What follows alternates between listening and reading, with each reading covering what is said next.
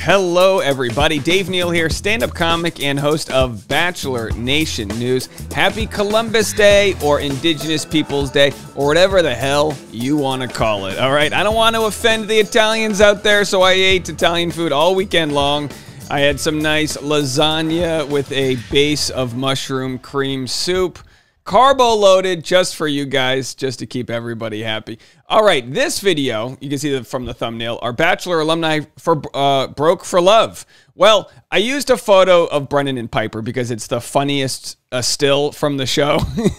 They look so sad here, but they are part of this cachet of contestants that go on the show in hopes for maybe love, but also for some financial success, because that's really what it is, finding success in today's world. And it's very easy to look at the contestants on the show and say, oh my gosh, they're entitled little pricks, you know, this and that. And maybe some of them are. Maybe some of them are. But Anna Redman, you know, Anna Redman from Bachelor in Paradise and from Matt James season, she was the one who accused Brittany Galvin of being an escort. She said there were rumors, and she talks like this. We know all her. But she posts a status update. That's the realest thing she ever posts about being broke. And a lot of people are broke. A lot of people were broke before the pandemic. A lot of people are broke now during the pandemic. So we're going to talk about all of that and why that may be the case. Now, we'll talk about late stage capitalism. Now, before you turn away, this actually is a very interesting topic. I kind of got shredded on Reddit, as you do, because I blamed Gen X when I should have blamed the boomers. You know, just, you ever go online and you just say something and then the next day you go back and your inbox is full and you're like, oh boy, did I say something bad? Story of my life. Anyway, so we'll get into this idea of late stage capitalism, which goes hand in hand with influencer culture. The idea that tech is sort of ruling the game and it's making some people rich and a lot of people poor. You know, it used to be in like the 70s or whatever. I remember like my stepdad being like, well, I bought my first house for $22,000, Dave. And it's like, oh, good. Here, let me play some cheers for you. I'm happy. I really, truly am happy for even people that 5 years ago bought a home that has since doubled in value. But in today's world, if you don't live in a specific market and get a specific deal and have a specific type of income, you are effed 3 ways till Sunday. All right, so and that's not me being bitter. These are cold hard facts, which we're about to talk about. And this is why you watch the Bachelor recaps, the Bachelor Nation News, because it's real life. Real life. And by the way, do you love this? I got a new microphone. I will show you guys more about this microphone in a minute, so hang tight. But late stage capitalism, it's a term first used in print by German economist Werner Sombart around the turn of the 20th century. In recent years, the term has been used in the US and Canada to refer to perceived absurdities, contradictions, crisis, injustices, and inequality created by modern business development. So like Uber, right? Uber has made everyone be able to get a taxi from your phone. I used to work for Uber. I gave 3,000 rides. I know a fair share about Uber. It is a race to the bottom. You might make $15 an hour, but you're in charge of your radiator and rotating your tires and when that lady vomits in the back of your car. I remember you, Samantha. I'll never forget. She got charged a $250 cleaning fee. But the point is that the app will find the lowest rate that someone will work in whatever industry it is. And it is a race to the bottom. And then you're not an employee. You don't have health care. This freelance culture, it stinks, folks. Anyway, we'll get right into it. I'm not here ranting because I think it's some horrible injustice we'll never get over. The policies suck. And some people have benefited from them. And they go, I don't get what's wrong. It's anecdotally, some people will succeed. And I'm doing quite okay for myself right now, but you got to play in this weird system. So here's what Anna posts. And I know this is a lot for a Monday morning. You're telling me. Just trying to get my voice going here. An assumption about Anna Redman. You have a lot of money. Nope. I used to. Pre-pandemic, I was working at an ad agency by day and was a waitress and bottle girl at night. I worked about 70 plus hours a week, had money. That's where most of my nice things come from, but no time. And the lifestyle of the nightlife industry was really wearing on me. My plan was to slowly transition out by 2020 when I could move up in my ad position and had enough in my savings to purchase a condo. And my whole thought immediately is, oh, wow, 70 plus hour work a week for several years just to buy a condo? This is amazing. Oh my gosh. Give me a break. But boom, pandemic. You used to be able to work at Sears and provide for a family of 5, right? You'd work at Sears from 9 to 5. You'd come home. You'd be done. Now you got kids learning TikTok dance. Okay, now I'm sounding old. But boom, pandemic. Lost my waitressing jobs, obviously, which was 3/4 of my income, and had this lifestyle I couldn't afford with my junior copywriter salary. Rent I was stuck in for months, bills, loans, blew through my savings real quick, and then I quit my job to do the show, The Bachelor. LOL. Not the best financial decision, but I knew I'd regret it if I didn't do it. Sometimes joining the show might be the best financial decision. So at this point in my life, I'm still trying to pay off the damage that the pandemic had and then going 3 months without an income while still living my life. By the way, 3 months without an income is short compared to what some people have gone through out there. So yeah, don't take financial advice from me, but also it gave me a weird perspective on how fast things can go downhill and why savings are really important. And healthy reminder, what you see on social media isn't real. You wouldn't know these things from the photos I post, because I'm choosing to share this info. Does that make sense? And healthy reminder that this pandemic has had a pretty big impact on a lot of people. This is scary to share. Eek. It is scary to share. People don't want to talk about their finances. We need to have this lifestyle and the rich and the famous on Instagram kind of look. But the truth is, most contestants that go on the show don't do well. Now, some do. Some make a lot of money off of the show. But the idea that's stuck here with me that is ridiculous is that she had to work 70 plus hours a week. Now, listen. We live in a culture where we pride ourselves on working hard. We go, you know what we say? Oh, the French, what are they? Lazy. Well, I studied in France. And what I learned is that there are plenty of studies that prove that they actually work more per hour. So technically they're not lazy. They just know how to work and then not work and separate the two. Where we have this drive it into the ground. How many people are watching this video right now at a job where they work a 9 to 5 in quotes, but they actually can't leave until they see their boss start to leave. And when the boss starts to leave, then you start to leave. Because no one wants to be the first person to leave, Listen, my first corporate job was what some would consider a dream job in advertising. And on the weekends, I had to push boxes as a mover. I worked for a side job as a mover just to make the extra money because after taxes, $450 at a salaried position doesn't get you much. And this was 15 years ago.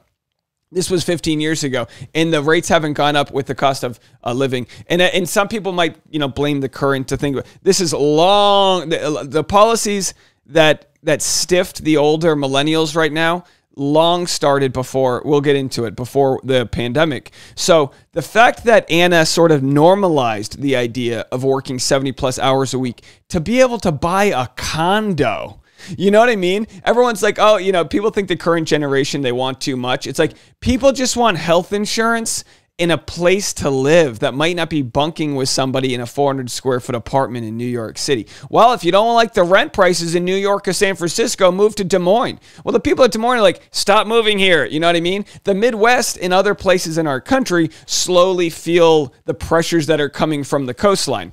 Anyway, it's ridiculous. The comments are hilarious on this because I think Anna Redman's the type who she's going to attract negative comments. Just because of what she did, like I said, the rumors that she spread, if not started, at least spread on the show. And then the producers are equally, if not more, at fault for airing those rumors. They could have just edited that all out. But either way, she has a point. The pandemic affected a lot of people's lives. I know it has a financial impact on mine. So glad to see someone be real and not try to act like everything's perfect. Her story will encourage someone struggling to keep going. Now, I'm going to go down to my comment. So my comment before, now, because it's like, look, I get the pandemic, I get that it all sucked. Our policies and so much that went on with this pandemic has been rough on people. But at the same time, like I said, these issues we're dealing with started way before. Ad agencies are known for poor pay starting out and lots of intense hours. I worked a retail job with a girl who did that by day and retail by night. Isn't that wild? You got to work a second job. The bottle service girls in my city make so much money. I'm friends with a few. Sometimes a really wealthy client will tip $30,000 for just that one night. There's often very wealthy clients too. I got asked by someone if I wanted to interview, and after talking to some friends, I learned the catch. Hard to take time off. Never can have weekends off. Many creepy things go down internally and externally. Large drug culture. I could keep going. So the bottle service culture is super shady, and I'll get into that a little bit more. But I want to read my comments first. So my comments here were, let me highlight them. Too long, didn't read. And again, I messed up on my comment. I admit that. I wrote this last night while watching a show on Netflix called Made. If you haven't seen Made on Netflix, it's sad, trigger warning. I guess it would be domestic violence. It is a fascinating miniseries. It's a very good miniseries. We're halfway through it. Anyway, too long, didn't read. People need to work 2 or 3 side jobs to save up to buy a condo while working a professional full-time job. Thanks for this economy, Gen X. Now, I should have said boomers. Part of me, as an old millennial, I didn't, Gen X is only several years older than me. So there's different factions within. Like it's not the young Gen X necessarily, right? They stepped into the same problem as well. It's the boomers. And I said, edit, blame the boomers. My dad bought a house in a convertible for $22,000 and wonders why I'm having a hard time starting a family. You can't start a family when you don't have the right money, or at least you shouldn't. You can do whatever you want, but it's not good to, most relationships don't end well when everyone's struggling for cash. It's a sad fact out here.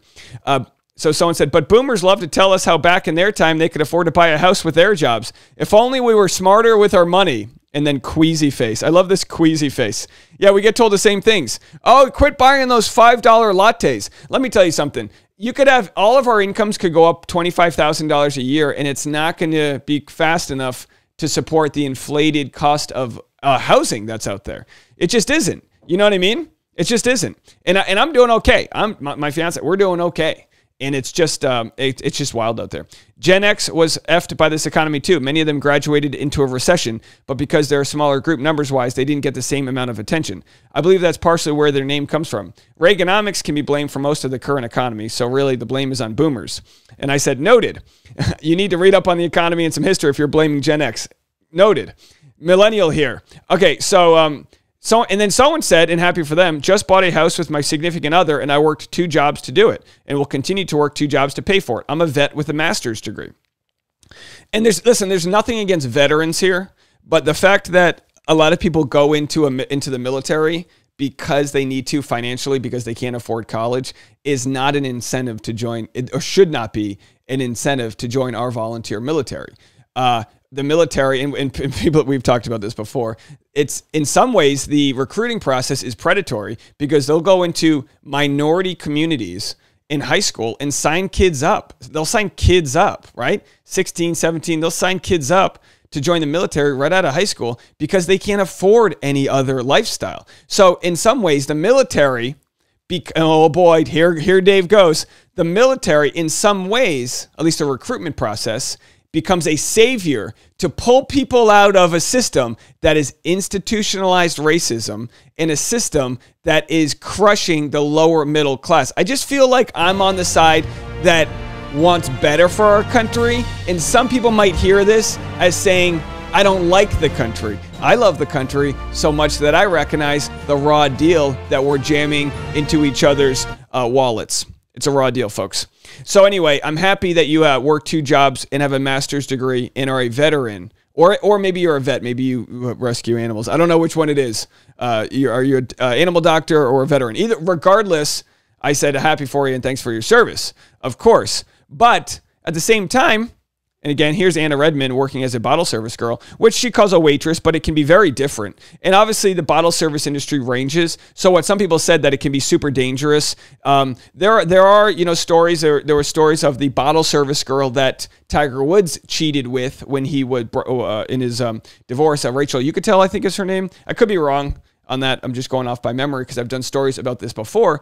But some bottle service girls, it's like expected that these guys are going to play grab ass with you, and you're kind of like their girlfriend experience. Now, that's not always the case. That might not be the case for her.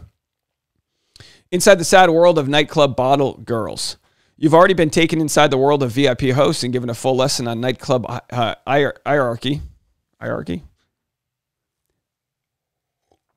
Or perhaps you have room for yet another look at the inner workings of the oh-so-glamorous bottle service industry. A 26-year-old bottle service waitress makes $1,000 to $3,000 a night and says the job means you're half a stripper and half a pimp. If you don't book a client, you're fired. Most places I worked, I had to sign a confidentiality agreement about celebrities. The same waitress says that she doesn't have to sleep with any regulars. She does have to flirt with them, booty dance with them, call them, hang out with them, occasionally procure girls and party favors for them, all while wearing teeny tiny outfits. It's a form of social prostitution. Now, again, that doesn't mean that's what Anna did. There's different levels. We've all been to the bars where there's the shot girl, which is the saddest of all. I can't tell you how many times people have bought shots from these shot girls. They're in those little test tubes. They look like little booty scientists walking around. The shot girl's the saddest because they got to walk around with these sugary half drinks until they sell them out, and then they go in the back and they make a cut of it. It's the saddest thing in the world because no one wants to take those shots. You're just like, I'll buy a shot if you stop harassing me. You know what I mean? That's really what it comes down to. And sadly, it's all based on, you know, they'll hire people based on their looks. Like someone might not make, you know, you got to be, you know, look, I mean, you know, the world in which the successful people in the bottle service industry, they're the ones, sparklers and the Instagram photos, and they hold up the signs like, happy birthday, Samantha. You know what I mean? But they're out there. And by the way, I searched Anna Redman bottle service, and I actually found this from 4 years ago, her buying bottle service at Brunch. Of course, this is the perfect example of a pre-pandemic lifestyle where you're like, oh, this is great. We've got all these jars of what it looks like orange juice, grape juice, maybe Bloody Mary, tomato juice, whatever's going on over there.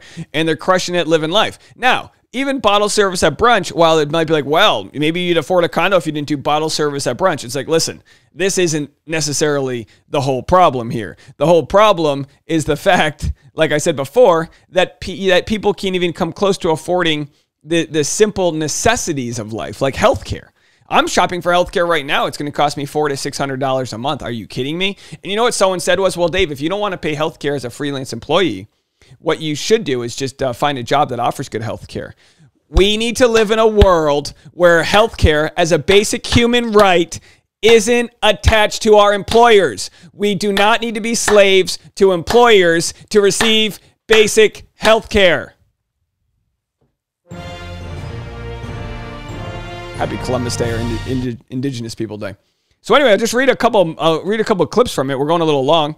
The baby boomers ruined America. That sounds like a hyperbolic claim, but it's one way to state what I found as I tried to solve a riddle. American society is going through a strange set of shifts, even as cultural values are in rapid flux. Political institutions seem frozen in time. The average U.S. state constitution is more than 100 years old. We're in the third longest period without a constitutional amendment in American history. The longest such period ended in the Civil War. So what's to blame for this institutional aging? One possibility is simply that Americans got old. The average American was 32 years old in 2000 and 37 in 2018. By the way, did you know this, that the lifespan of the Americans has actually gone backwards the last several years? It peaked and now it's gone backwards. So it used to be for the longest time we'd get older and older, and now we're actually getting younger and younger, which means we're dying earlier is my point. Anyway, so you can read into all of this. I'm already late in the video, so I can't get in too much, but as housing prices continue to rise, who gets left behind? Well, you tell me. Housing prices have increased 81% in the U.S. over the last decade. So if you're trying to buy a home in the last decade, people, and everyone's telling me this, different markets all over the country, they're putting in cash offers and they're getting outbid 40% over asking price. So this is a lot to talk about. I've just thrown a lot of barbs, okay? But the idea that Anna Redman isn't even addressing, and again, this isn't a blame on her. I'm glad she shared her finances. But the fact that she's not even addressing that she needed multiple jobs to buy a condo. And I'm not looking down on condos. Your boy's a renter right here. The point is that yes, some of us live on a nice cul-de-sac in Michigan, and I'm happy for you guys. There are some parts of the country where the housing hasn't gone up so much. Or to my friend who lives in Palm Springs, who bought a home for $300,000 3 years ago, and now it's worth $600,000. So just because I didn't get in the market 3 years ago, I don't have the same sort of anyway, the points the points are so funny because it all stands that we live in a world where you can say all you want, like, oh, so and so ruined things, or so and so, we'd be better if we voted this person in or that person. The problem has existed for so long, and we're just finally starting to see how it affects the younger generations. And it's not because they're lazy. The younger generations, Generation Z and the younger millennials, are the most innovative people in the world. They're learning how to do whatever they can with their technology to get ahead in life. Anyway, if you want to check out what I've done with my technology to get ahead in life, I just posted this on my Instagram Reels. It's how I made, over the weekend, a desk. I've got my desk here, and I bought this great little, it's a really nice boom arm mic, so I'm able to do more. I don't have the mics set to the table here. It's actually clamped on the edge of the table, so I built this whole setup. If anyone wants to go check it out over there and see what Do-It-Yourself Dave looks like. I built, if you can see right now, this black shelf, which all my lights clamped onto. So if you want to see the final product, definitely go check out my Instagram right there. And keep it kind in the comments section. I obviously covered a lot. It's a Monday morning. You do as much research as you can for these types of things. But I'd love to hear what your perspectives are in all of it. And if anyone has a house in Montana they think I should buy, I'll move the studio over there. All right, folks. Kidding, but not. I'll talk to you guys in a little bit. Bye now.